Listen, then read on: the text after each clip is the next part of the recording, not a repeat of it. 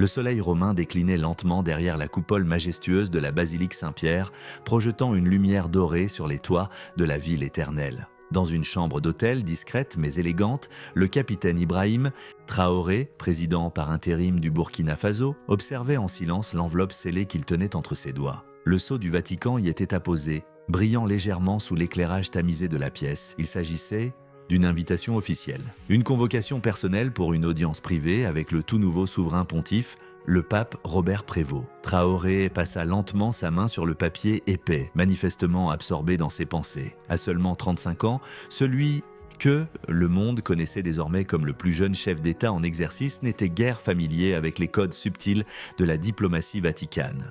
Son ascension avait été fulgurante, des bancs de l'université au champ de guerre contre les groupes djihadistes jusqu'aux portes du pouvoir à travers un coup d'État militaire. Mais le Vatican, c'était un tout autre univers. « Pourquoi moi ?» murmura-t-il à mi-voix en ajustant le col de son uniforme devant le miroir. Il avait volontairement opté pour sa tenue officielle, refusant de se vêtir en civil. « Je suis musulman, je dirige un peuple à majorité musulmane. Que pourrait bien vouloir le pape de moi ?» Le lendemain matin, sa voiture diplomatique s'immobilisa devant une entrée réservée aux dignitaires étrangers. Les gardes suisses, en uniforme chamarré, exécutaient leur chorégraphie avec la rigueur d'une horloge, ce que Traoré observa et respecta immédiatement. « Excellence, sa sainteté vous attend », annonça un prêtre à la prononciation italienne marquée, qui se présenta comme Monseigneur Ricci, secrétaire personnel du pape. Le jeune président emboîta le pas au prélat, traversant une succession de couloirs interminables, ornés de fresques et de tapisseries retraçant 20 siècles d'histoire. Le contraste frappait. D'un côté, son propre itinéraire, celui d'un géologue devenu capitaine, puis président en un éclair. De l'autre, ses murs, témoin silencieux du passage de rois, d'empereurs et de saints. « Sa sainteté a insisté pour vous rencontrer seul à seul », expliqua Monseigneur Ricci en s'arrêtant devant une porte sculptée. « C'est plutôt rare pour une première entrevue avec un chef d'État », observa Traoré, intrigué. Son esprit entraîné d'officier analysait déjà la situation, cherchant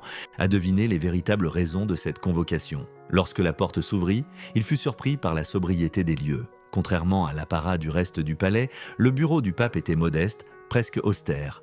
Robert Prévost, premier pape américain de l'histoire, se leva lentement. Âgé de 68 ans, il dégageait une prestance imposante, contrastant avec la douceur qui émanait de son regard. « Capitaine Traoré, merci d'avoir accepté mon invitation », dit-il en anglais, avec une touche d'accent américain tendant la main au jeune chef d'État. « C'est un honneur, votre sainteté », répondit Traoré dans un anglais fluide, lui serrant la main avec respect. Le pape l'invita à s'asseoir dans un fauteuil en face du sien et congédia Monseigneur Ricci d'un simple geste. Ce dernier s'éclipsa, fermant discrètement la porte derrière lui. « Vous vous demandez sans doute pourquoi j'ai souhaité vous voir », commença le pape avec un sourire un peu tendu. « En effet, Saint-Père, les relations entre le Burkina Faso et le Saint-Siège ont toujours été respectueuses, mais cette rencontre privée est inattendue. » Le pape se leva et marcha jusqu'à la fenêtre, observant la place Saint-Pierre. « Savez-vous, capitaine, ce que nous avons en commun ?» Traoré prit quelques secondes avant de répondre. « Nous avons tous deux récemment accédé à nos responsabilités, dans des contextes pour le moins inhabituels. » « Exactement, » confirma le pape en hochant la tête. « Et tous deux, nous devons composer avec des institutions anciennes, des traditions ancrées, et leurs lourds secrets. » Sa voix changea imperceptiblement, devenant plus grave.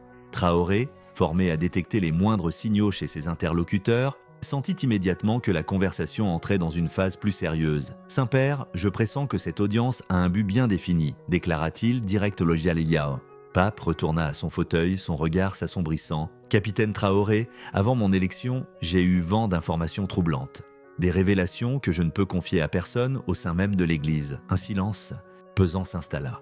Dehors, le tintement des cloches de Rome semblait souligner la gravité de l'instant. « J'ai besoin d'un regard extérieur, d'un homme capable de comprendre les jeux de pouvoir sans être lié à nos hiérarchies internes. Quelqu'un comme vous. » Le cœur de Traoré accéléra légèrement.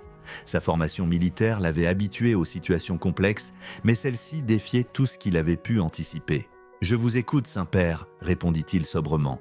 Le pape se pencha alors vers un tiroir de son bureau et en sortit une enveloppe. Elle ressemblait à celle que Traoré avait reçue, mais elle paraissait plus ancienne, et le cachet qui la scellait était différent. « Cette lettre m'a été remise par un cardinal mourant, quelques semaines à peine avant le conclave qui m'a porté au trône de Saint-Pierre. Son contenu pourrait bouleverser les fondations même de l'Église. » Le regard du pape se planta dans celui de Traoré. Et dans les yeux du pontife, le président burkinabé reconnut une chose qu'il connaissait bien. le fardeau de la solitude.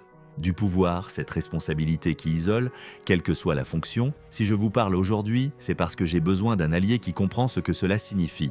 Protéger son peuple, même contre des menaces venues de l'intérieur. Traoré acquiesça lentement. Il comprenait parfaitement ce sentiment. « Saint-Père, avant d'aller plus loin, permettez-moi de vous poser une question. Pourquoi moi? Je suis un musulman, un dirigeant africain parvenu au pouvoir à la suite d'un coup d'État. » Le pape esquissa un sourire empreint de tristesse. Parfois, capitaine, c'est justement celui qui vient de l'extérieur qui perçoit ce que les initiés refusent.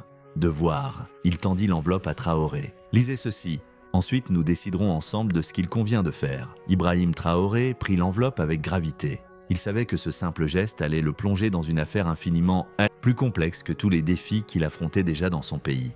Tandis qu'il commençait à briser le seau de cire, il remarqua que les mains du pape tremblaient légèrement, signe d'une émotion profonde. Ce qu'il allait découvrir lirait à jamais leurs deux destins, d'une manière que ni l'un ni l'autre n'aurait pu anticiper. La nuit était tombée sur la ville éternelle quand Traoré regagna sa chambre d'hôtel, le regard perdu, l'esprit bouleversé par ce qu'il venait de lire. Le contenu de la lettre dépassait l'imagination. Un vaste réseau ancré au cœur même du Vatican détournait depuis plus de 20 ans des fonds destinés à des missions caritatives en Afrique et en Amérique latine. Des millions d'euros qui n'avaient jamais atteint les populations dans le besoin. Et ce n'était que la surface du problème. La lettre, rédigée par un ancien fonctionnaire aujourd'hui décédé, détaillait également comment ce même réseau avait étouffé des affaires d'abus dans divers pays, achetant le silence des victimes et protégeant les agresseurs. Traoré se servit un verre d'eau, ses doigts toujours crispés par la tension. En tant que président d'un pays confronté à une crise humanitaire permanente, la simple idée que des fonds qui auraient pu sauver des vies aient été détournés le révoltait. Et les abus, les cris étouffés, l'indignaient encore.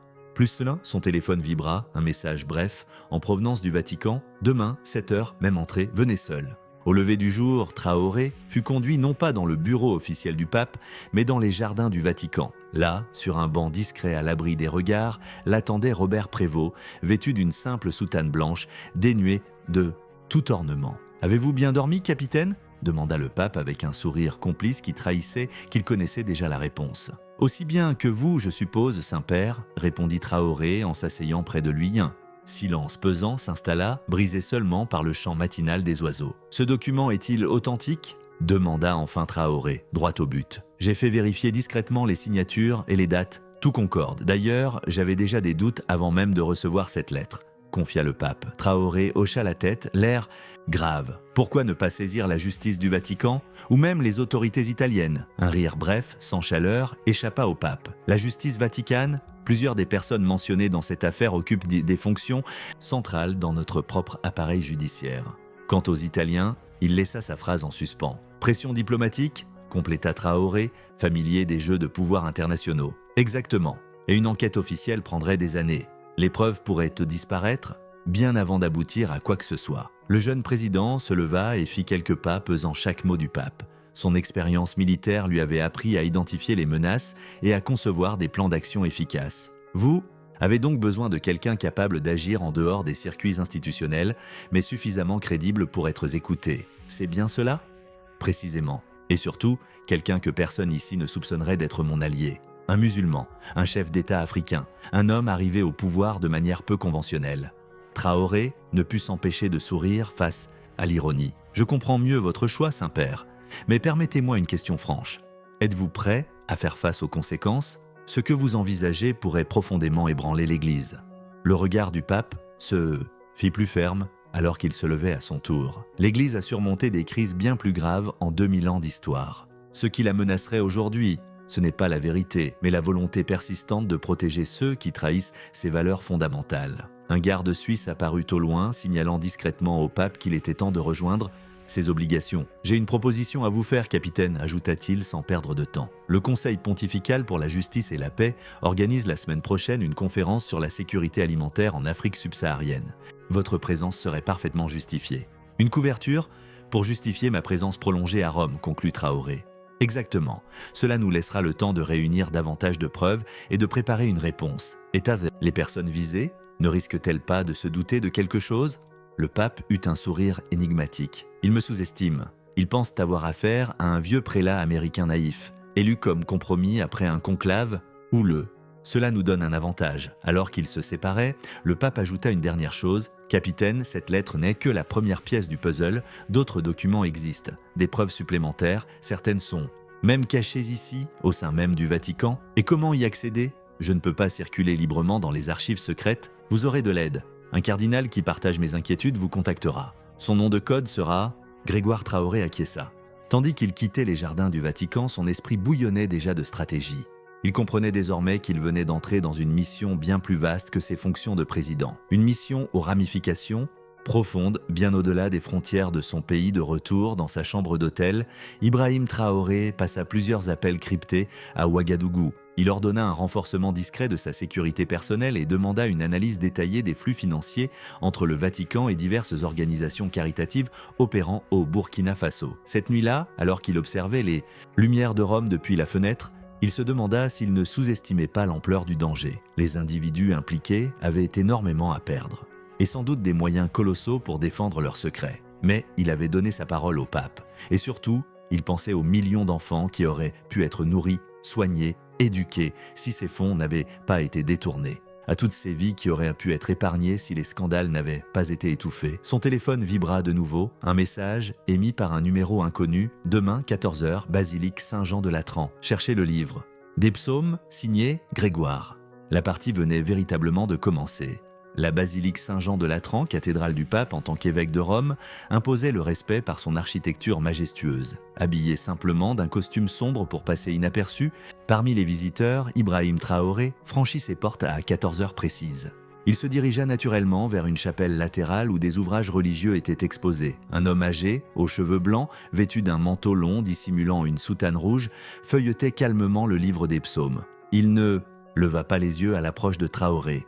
Les psaumes nous rappellent que même les puissants doivent de rendre des comptes, murmura le cardinal en italien. Et que la justice triomphe toujours à la fin, répondit Traoré dans la même langue.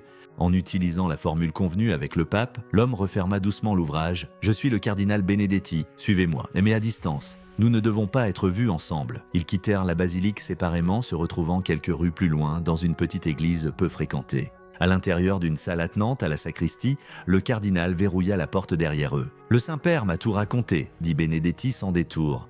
Je suis l'un des rares à connaître l'ampleur de cette corruption. » Elle sortit une tablette de sa sacoche et la tendit à Traoré. « Voici les relevés bancaires des 5 dernières années.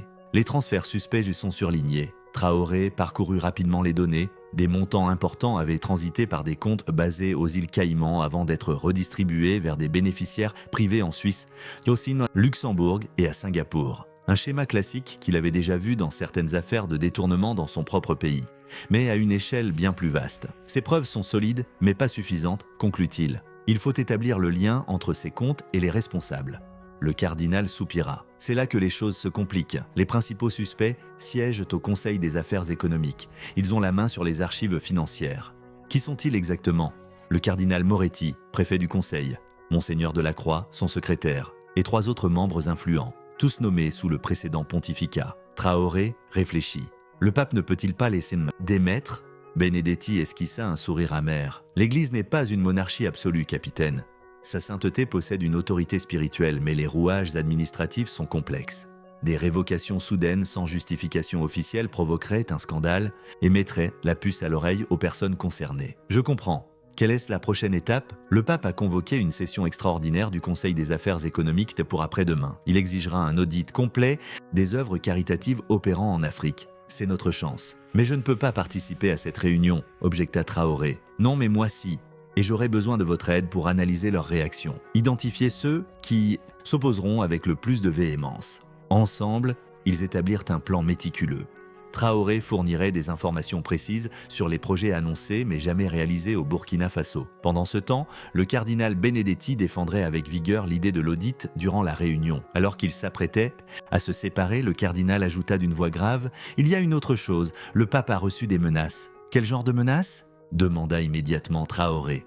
Des avertissements déguisés, des insinuations comme quoi sa santé pourrait décliner rapidement s'il persistait dans ses recherches.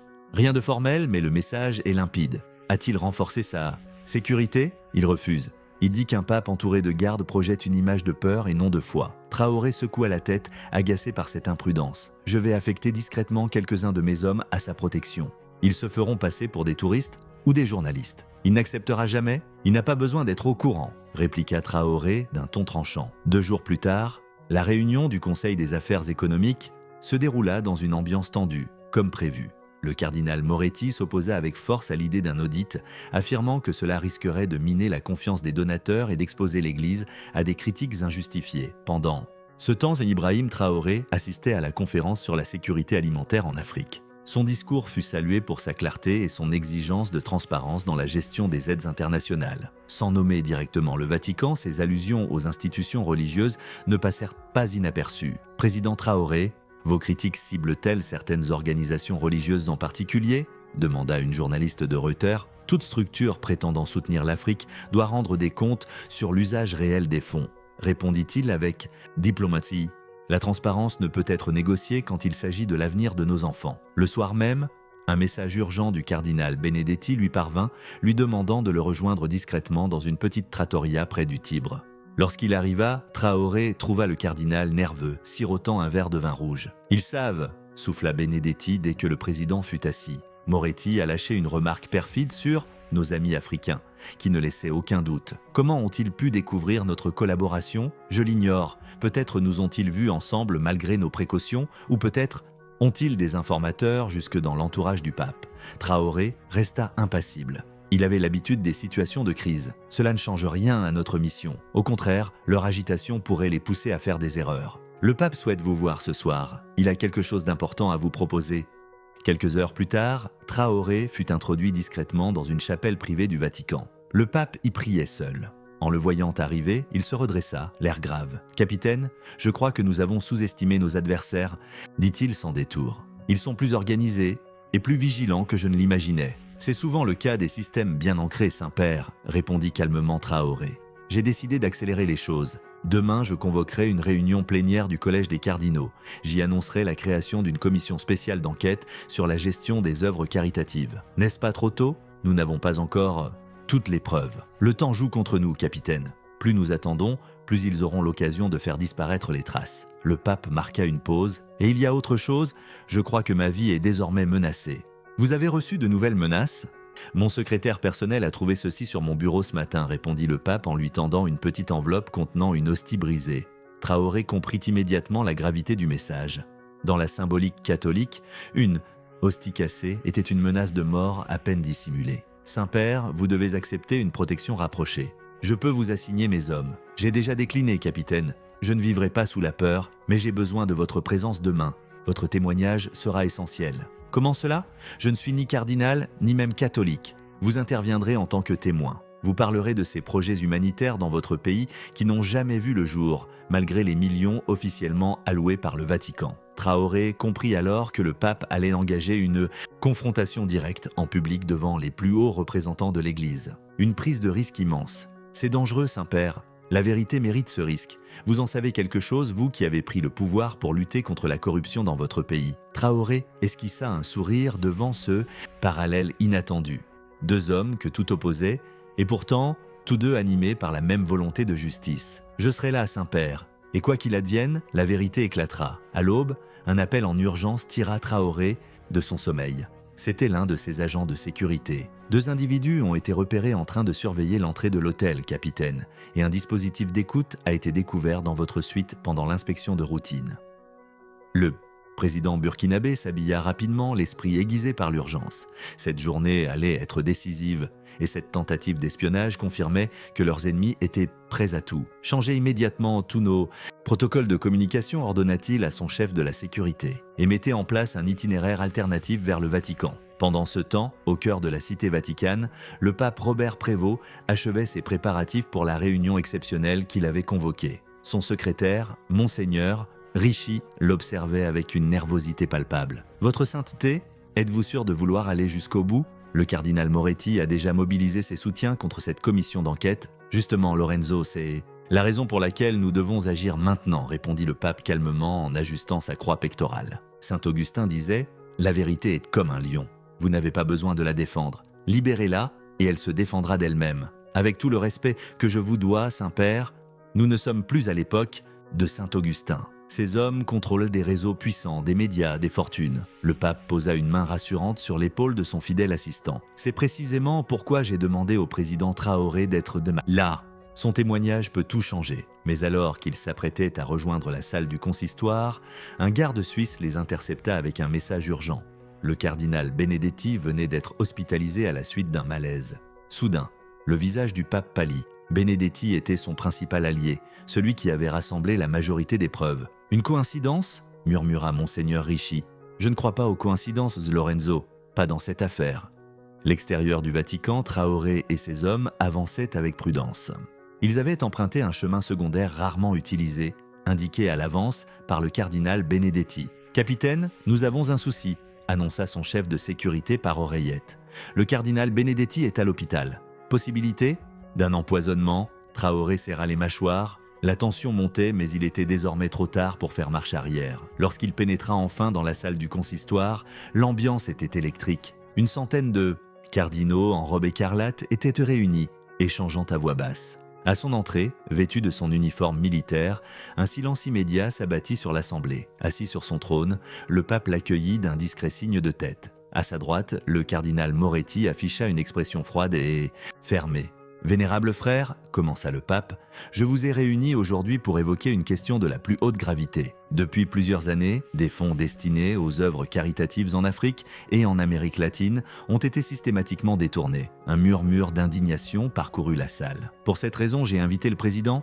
Ibrahim Traoré du Burkina Faso, à témoigner devant vous. Son pays a été directement touché par ces détournements. Tous les regards se tournèrent vers le jeune président. Il s'avança d'un pas sûr vers le centre de la pièce, porteur de cette solennité naturelle qui caractérisait ses interventions publiques. « Éminence, je ne suis pas ici pour accuser mais pour témoigner », commença-t-il. Durant les 5 dernières années, le Vatican a annoncé avoir alloué plus de 30 millions d'euros à des projets humanitaires dans mon pays. Écoles, hôpitaux, puis des projets censés transformer des vies. Il marqua une pause, balayant du regard l'ensemble de l'Assemblée. La réalité est tout autre. Moins d'un tiers de ces fonds a effectivement atteint le terrain. Le reste s'est volatilisé à travers un enchevêtrement de comptes offshore et de sociétés écrans. Le cardinal Moretti se leva brusquement, la voix vibrante d'indignation. Ces accusations sont inacceptables. Le président Traoré n'a aucune autorité pour auditer les finances du Saint-Siège. Et puis, vu la situation chaotique dans son pays, « J'ai des preuves, Éminence », le coupa Traoré d'un ton ferme. Il fit signe à son aide de camp. Celui-ci distribua des dossiers à chaque cardinal. Les documents retraçaient avec minutie le parcours des fonds, depuis leur sortie des comptes du Vatican jusqu'à leur arrivée dans des banques privées à Genève, Luxembourg et Singapour. Un murmure de stupéfaction secoua l'Assemblée. Plusieurs cardinaux feuilletaient les dossiers, l'incrédulité se lisant sur leur visage. « Ces affirmations sont graves » intervint un cardinal âgé que Traoré identifia comme le doyen du collège. Mais elles doivent être prouvées devant un tribunal compétent. C'est alors que le pape se leva à son tour. Son seul geste suffit à imposer le silence. « Mes frères, j'ai reçu ces informations il y a plusieurs semaines. J'en ai douté, au début, mais j'ai ordonné une vérification confidentielle. Aujourd'hui, je suis convaincu de leur authenticité. » Le cardinal Moretti, visiblement furieux, s'avança vers le centre de la salle. « Saint-Père, permettez-moi de parler ?» Franchement, ces accusations reposent sur des documents dont l'origine est, au mieux, douteuse. Et confier un tel sujet à un chef d'État musulman parvenu au pouvoir par un coup d'État me paraît, pour le moins imprudent. Des murmures d'approbation montèrent d'une partie de l'Assemblée. Traoré ne broncha pas.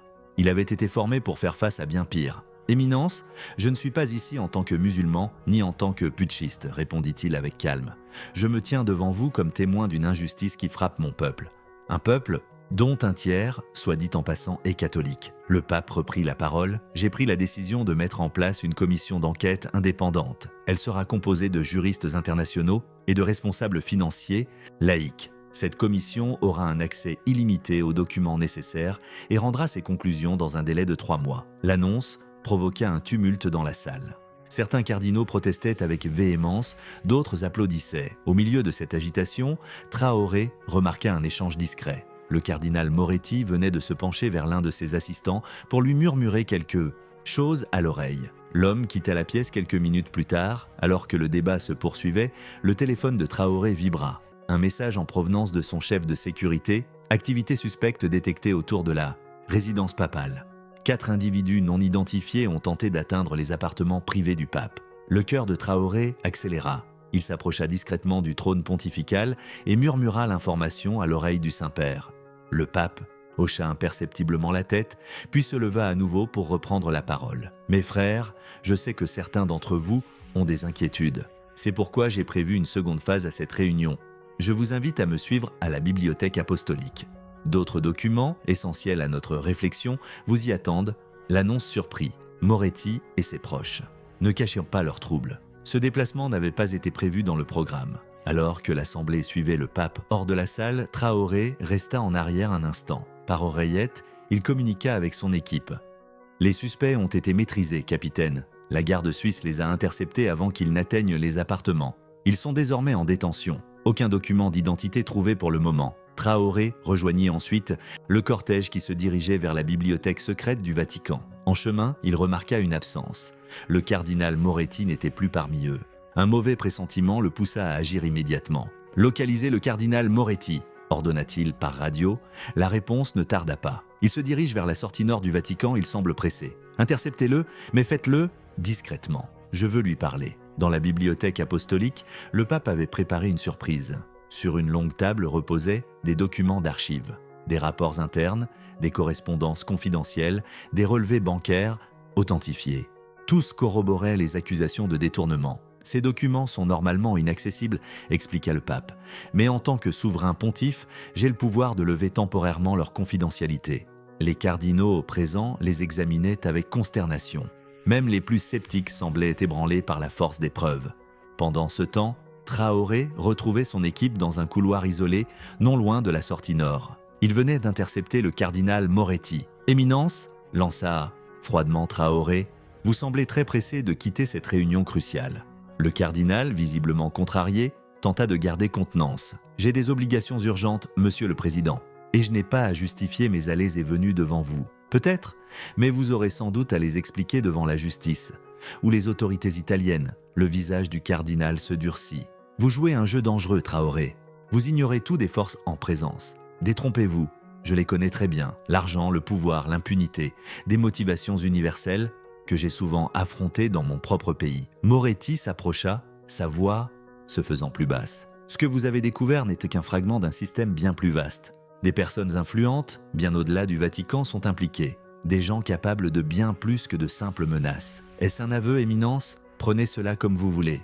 Mais sachez une chose, si le pape continue sur cette voie, il ne verra pas Noël. Et vous non plus. » Un sourire glacial accompagna ces derniers mots. « Et rappelez-vous que votre situation au Burkina Faso est tout sauf stable. Un autre coup d'État n'est jamais exclu. » Avant que Traoré ne puisse répondre, 2 gardes suisses apparurent, accompagnés du secrétaire du pape. « Cardinal Moretti, sa sainteté requiert votre présence immédiate à la bibliothèque. » Apostolique, annonça solennellement Monseigneur Ricci. Le cardinal lança un dernier regard noir à Traoré, puis suivit les gardes sans un mot. De retour dans la bibliothèque, Traoré découvrit une atmosphère radicalement changée. L'ampleur des preuves dévoilées avait laissé peu de place au doute, même chez les soutiens habituels du cardinal Moretti. Ces derniers s'étaient de replier dans un silence pesant. Le pape se leva et s'adressa de nouveau aux cardinaux, sa voix grave et posée. « Frères bien-aimés, face à la gravité des faits que nous venons d'examiner, j'ai pris une décision solennelle. Demain, sur la place Saint-Pierre, je célébrerai une messe spéciale. J'y annoncerai publiquement au monde entier la création de cette commission d'enquête et notre engagement à restaurer la probité morale et financière de notre Église. » Cette déclaration fit l'effet d'un coup de tonnerre. Une annonce aussi publique devant des milliers de fidèles et sous l'œil des médias du monde entier rendrait impossible toute tentative de dissimulation. La surprise se lisait sur les visages, y compris chez ceux qui étaient restés neutres jusqu'ici. Alors que les cardinaux se dispersaient lentement, le pape fit un signe discret à Traoré, l'invitant à le suivre dans une petite antichambre. « Vous avez parlé à Moretti, n'est-ce pas ?» demanda-t-il sans détour. « Oui, Saint-Père. Il tentait de fuir la réunion, et il m'a lancé des menaces à peine voilées, contre vous et contre moi. » Le pape hocha lentement la tête, le regard sombre mais résolu. « Je m'y attendais. C'est la raison pour laquelle j'ai décidé d'accélérer notre calendrier. Une fois l'annonce faite demain, il sera trop tard pour eux. Avec tout le respect que je vous dois, c'est extrêmement risqué. Mes hommes ont intercepté des individus tentant de pénétrer vos appartements. Ce n'était sans doute qu'un avertissement. Mais la prochaine fois, je suis conscient des risques, capitaine, l'interrompit doucement le pape. Mais comme Vous l'avez démontré dans votre propre pays, il existe des moments où défendre la vérité devient une nécessité morale, quelle qu'en soit la menace. Traoré comprit que le pape n'en démordrait pas.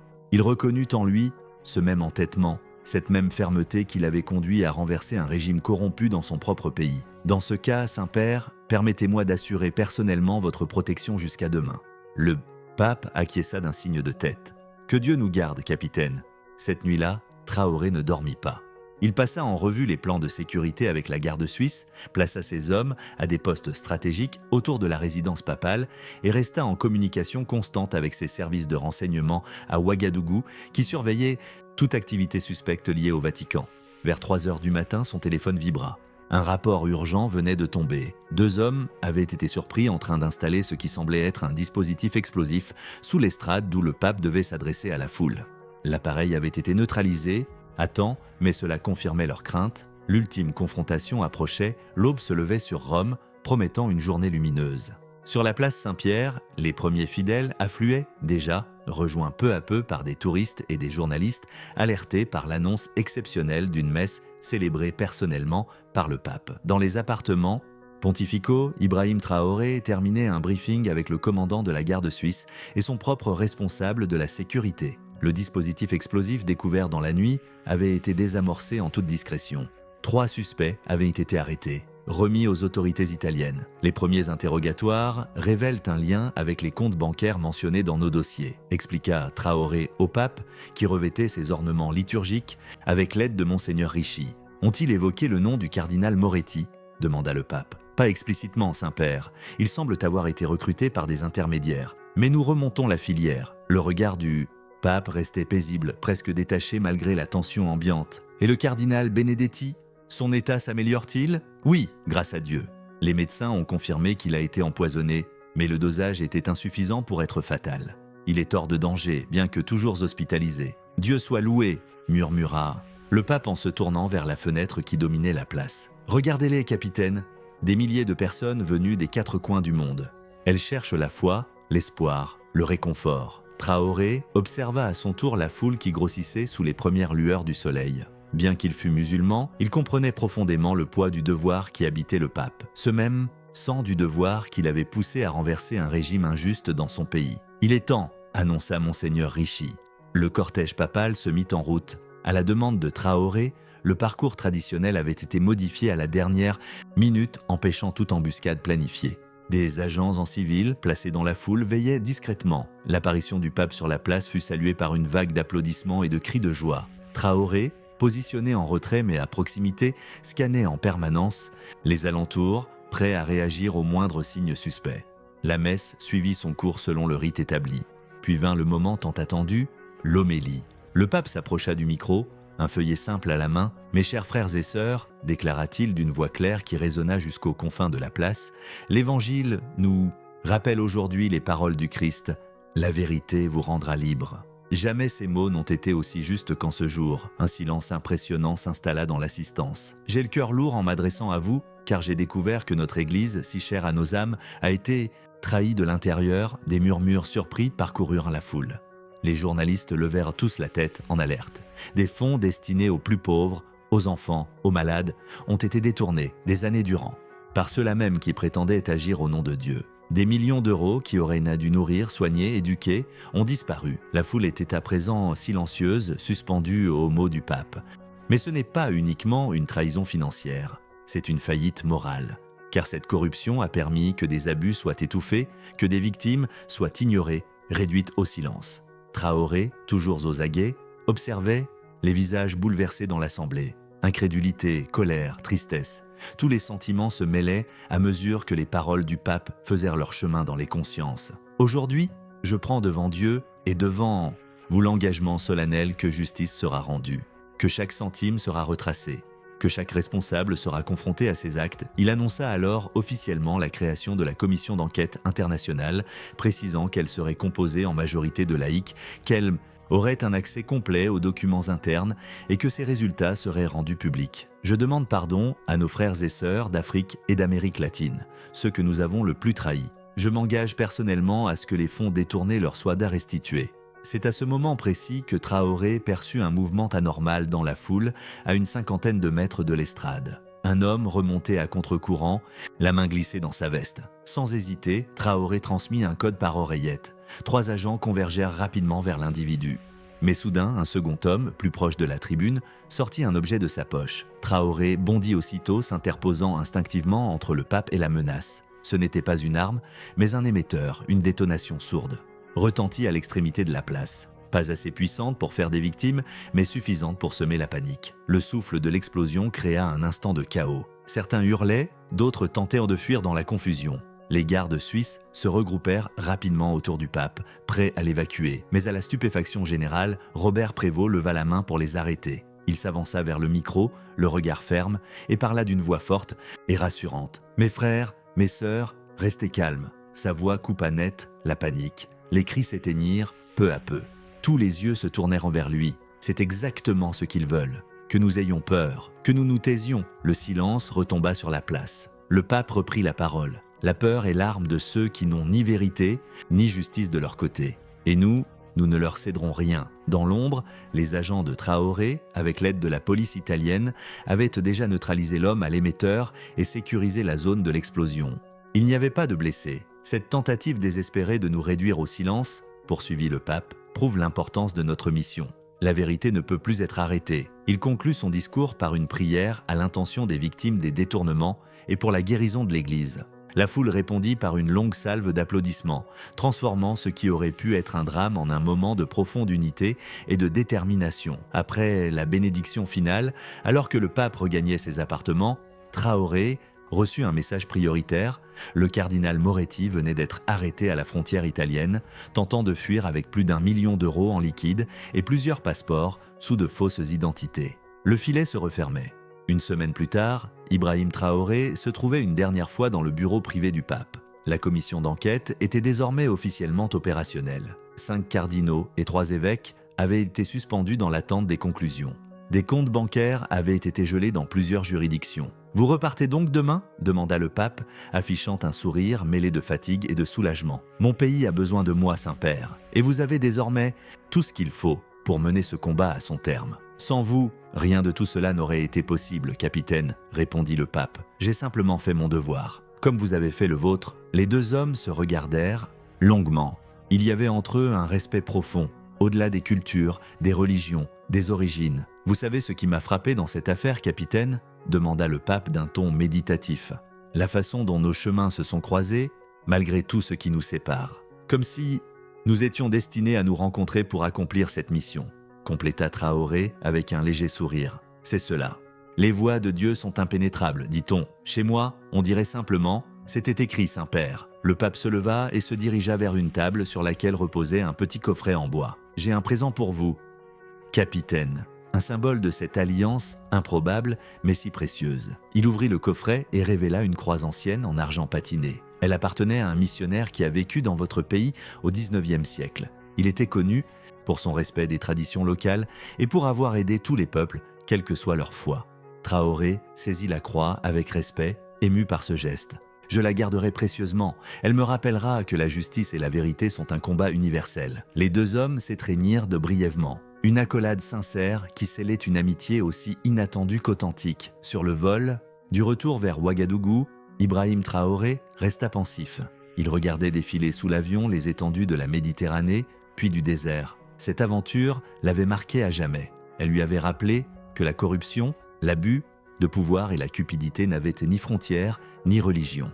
Mais que l'intégrité, le courage et la détermination pouvaient unir des hommes que tout opposait. Dans sa poche, la croix en argent semblait peser un peu plus lourd que l'objet lui-même. C'était le symbole de ce qu'ils avaient construit. Ensemble, un pont entre 2 mondes, 2 traditions, 2 vérités convergentes. À Rome, dans sa chapelle privée, le pape Robert Prévost s'agenouilla en silence. Il priait pour la réussite de la commission, pour les victimes oubliées, et pour ce jeune président musulman qui lui avait rappelé que, quelle que soit la foi, la vérité exige d'abord du courage. Quelques jours après son retour, Ibrahim Traoré reçut une lettre manuscrite arrivée par valise diplomatique. Elle portait le sceau du Vatican. Le papier était épais, l'encre légèrement bleutée. « Mon cher ami, la place Saint-Pierre semble un peu plus vaste depuis votre départ, mais je garde en mémoire chacune de vos paroles. L'enquête avance, lentement, mais sûrement. Les Seed Archives livrent leurs secrets. Certains cardinaux se sont rapprochés de moi, d'autres, comme prévu, se sont éloignés. Mais la machine est lancée. Elle ne s'arrêtera plus. J'ai lu récemment dans un psaume « La justice et le droit sont la base de ton trône ». Puissent ces mots guider les décisions que nous devons encore prendre. Que Dieu veille sur vous et sur votre peuple. Robert Traoré replia la lettre avec soin, la rangea dans une chemise à part. Il savait que cet échange ne serait pas le dernier. Quelques semaines plus tard, dans une salle de conférence à Genève, un rapport explosif fut rendu public. La commission internationale, composée d'experts africains, latino-américains, européens et asiatiques, confirmait ce que Traoré et le pape avaient dénoncé. Détournement systémique de fonds caritatifs, réseaux offshore, blanchiment, intimidation, des sanctions furent prises. Des procédures canoniques lancées. Plusieurs dignitaires ecclésiastiques furent démis de leurs fonctions ou placés sous surveillance judiciaire. Mais surtout, une réforme profonde des mécanismes de gestion des œuvres de l'Église fut initiée. Le pape s'adressa au monde une nouvelle fois depuis la loggia du Vatican. La vérité est parfois douloureuse, mais elle guérit. L'Église ne peut plus vivre dans le silence. Elle doit redevenir un lieu de refuge, de confiance et de lumière. Ibrahim Traoré, depuis son bureau présidentiel, suivit ce discours en direct. Il resta longtemps silencieux après les derniers mots. Puis, il prononça, presque pour lui-même, « La vérité a parlé ». Et cette fois, personne n'avait pu l'en empêcher.